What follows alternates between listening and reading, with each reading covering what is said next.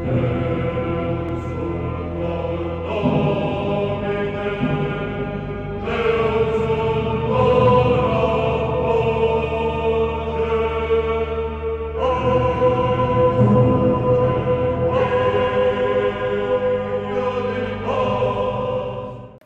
profecia de Malaquias. Isto diz o Senhor: eis que envio meu anjo a preparar os caminhos diante da minha face, e subirá logo ao seu templo o dominador que buscais, o anjo do testamento que pretendeis. Eis-me aqui, diz o Senhor dos exércitos, e quem poderá sequer pensar no dia da sua vinda, tolerar sua presença? Porque ele será como um fogo que dissolve o íntimo das coisas, e como a erva dos lavandeiros. Sentar-se-á como o que funde e depura a prata, para purificar os filhos de Levi e trabalhá-los como o ouro e a prata. E então oferecerão ao Senhor sacrifícios de justiça, e o Senhor aceitará o sacrifício de Judá e de Jerusalém, como no tempo antigo e nos anos do passado. Isto diz o Senhor. Do Evangelho segundo São Lucas. Naquele tempo, depois de se completarem os dias da purificação de Maria, segundo a lei de Moisés, levaram Jesus a Jerusalém, a fim de o apresentarem ao Senhor, conforme estava escrito na lei do Senhor. Todo varão primogênito será consagrado ao Senhor. Também para oferecerem sacrifício, segundo a lei, 2 rolas ou 2 pombinhos. Ora, havia então em Jerusalém um homem justo e temente a Deus, chamado Simeão, que esperava a consolação de Israel, e o Espírito Santo estava nele. E tinha-lhe revelado o Espírito Santo que não veria a morte sem ver primeiro o Cristo do Senhor. E subiu um dia ao templo, levado pelo Espírito de Deus. E quando o pai e a mãe do menino Jesus o levaram ao templo, a fim de cumprirem as prescrições da lei, Simeão tomou o menino Jesus nos braços e bendisse a Deus, dizendo: agora podeis deixar partir em paz, Senhor, o vosso servo, conforme a vossa palavra, pois que já meus olhos viram o Salvador, e determinastes revelar às nações, luz que iluminará os povos e glória de Israel, vosso povo. Ave Maria, cheia de graça, o Senhor é convosco. Bendita sois vós entre as mulheres, e bendito é o fruto do vosso ventre, Jesus. Santa Maria, Mãe de Deus, rogai por nós, pecadores, agora e na hora de nossa morte. Em nome do Pai, do Filho e do Espírito Santo, podemos nos sentar. Queridos irmãos, caros fiéis, nós celebramos com grande alegria o mistério da apresentação, oferecendo o sacrifício prescrito. Esta festa da apresentação do Senhor, nos recorda que toda a vida de Cristo está permeada pela lembrança do seu sacrifício no Calvário. A apresentação do Senhor no templo e a purificação da Virgem Imaculada marcam o início daquela sublime oferenda que Cristo faz de si mesmo ao Pai.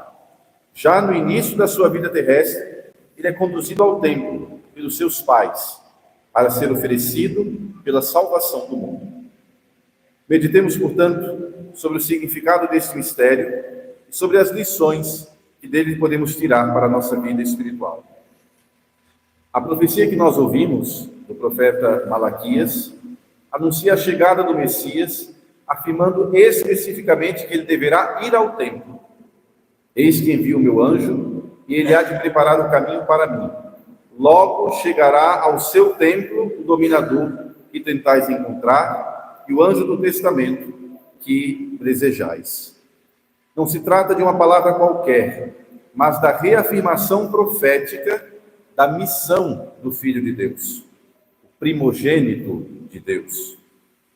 Na tradição dos judeus, o primogênito é sempre uma lembrança da libertação do povo do Egito. Naquela ocasião, como nós lemos no livro do Êxodo, capítulo 12, os primogênitos dos hebreus foram poupados em virtude do sangue do Cordeiro Pascal que marcava os batentes das portas do povo eleito. A entrada de Jesus no templo neste dia nos recorda que este primogênito não será poupado, mas oferecido como manso Cordeiro de Deus. O evangelho de hoje se passa num cenário muito especial, cheio de simbolismo. É para lá, para o templo, que, amando da lei mosaica, sobem São José e a Santíssima Virgem.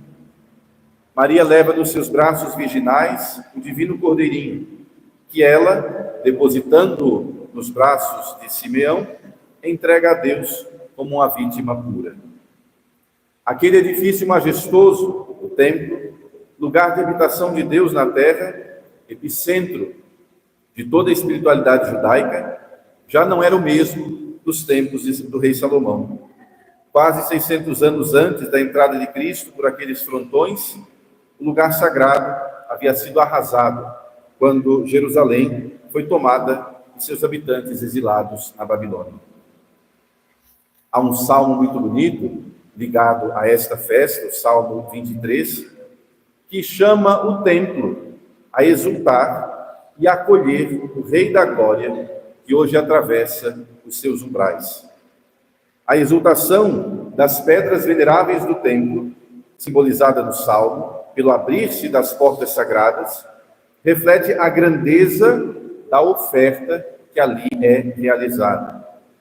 Jamais, em toda a história do templo, oferenda igual foi feita naquele lugar sagrado. Jamais aquelas santas paredes haviam recebido tamanha graça como neste dia em que o Filho de Deus entra por elas. Sem qualquer necessidade daqueles ritos externos, Nosso Senhor e Sua Santíssima Mãe dirigem-se a Jerusalém para cumprir o que mandava a lei de Moisés.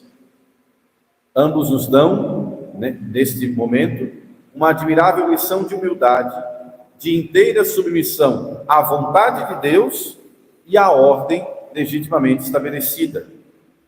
Em tempos de rebeldia e sublevação, como são os nossos, a atitude humilde do Redentor e da Virgem são um exemplo luminoso a ser seguido. Toda a vida de Cristo é uma solene e perfeita oferenda apresentada ao Pai. E hoje Ele nos exorta a que nos apresentemos também a Deus como hóstias vivas para o louvor da sua glória. Uma das cerimônias mais especiais do ano litúrgico é reservada para este dia. A procissão, que fizemos com simplicidade este ano, porque por causa do mau tempo, a procissão com as velas abençoadas nesta festa. Hoje, diz-nos São Bernardo de Claraval, a Virgem Maria leva ao templo do Senhor o Senhor do templo. José apresenta a Deus não o seu filho, mas o filho amado e predileto de Deus. Ana, a viúva, também o proclama.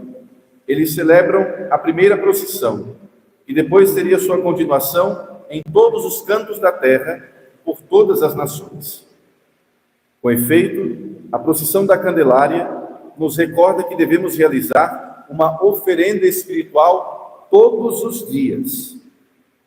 Trata-se de uma exigência da nossa fé, uma exigência que nos pede comprometimento e renúncia. As velas acesas nas nossas mãos são, portanto, uma recordação do chamado de Deus para que sejamos santos e irrepreensíveis no amor, como diz o apóstolo São Paulo escrevendo aos Efésios. Nós aprofundemos então o significado dessas velas que trazemos na mão. Para a piedade católica, a vela acesa tem um significado muito especial. Recorda, antes de tudo, que Cristo é a luz do mundo, mas também que esta luz brilha nos fiéis batizados, hoje, de um modo muito especial, na vida do pequeno Augusto. A luz de Cristo brilha nas nossas almas, como disse nosso Senhor, vós sois a luz do mundo. As velas são, portanto, um símbolo da nossa consagração batismal, daquela consagração que nos tornou filhos de Deus, membros do corpo místico de Cristo e templos do Espírito Santo.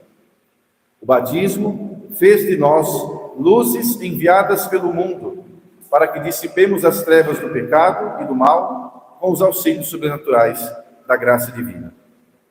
A vela abençoada, juntamente com a água benta, o sal exorcizado, o crucifixo, o escapulário e outros objetos de piedade são sacramentais, ou seja, sinais sagrados instituídos pela Igreja, como nos diz o Catecismo, para preparar os homens para receber os frutos dos sacramentos e santificar as diversas circunstâncias da vida.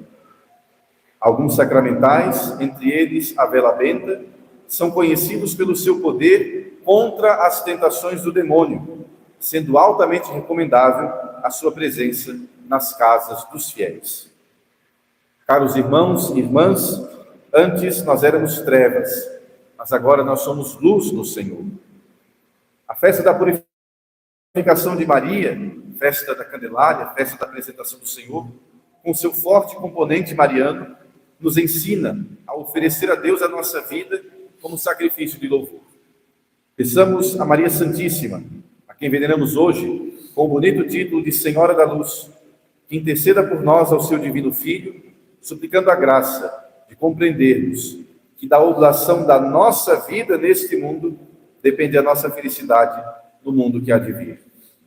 Oferecendo a Deus nossa vida, com todas as suas dificuldades, podemos estar certos de que Ele a transformará segundo a sua vontade. Ó Maria concebida sem pecado, rogai por nós que recorremos a vós.